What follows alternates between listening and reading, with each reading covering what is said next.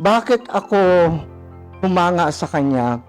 Dahil merong party doon na may isang bata na na-hostage sa Davao City.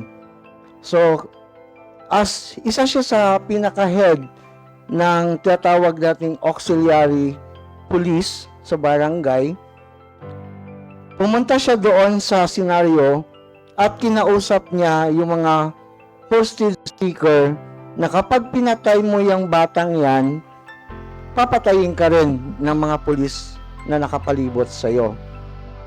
Pero pag ako yung i-hostage mo, walang babaril sa'yo. Need lang natin mag-usap kung ano yung gusto mo, palayain mo yung bata. So sa senaryo na yon at my young age, habang nanonood kami sa TV, talagang na-impress ako kay tatay.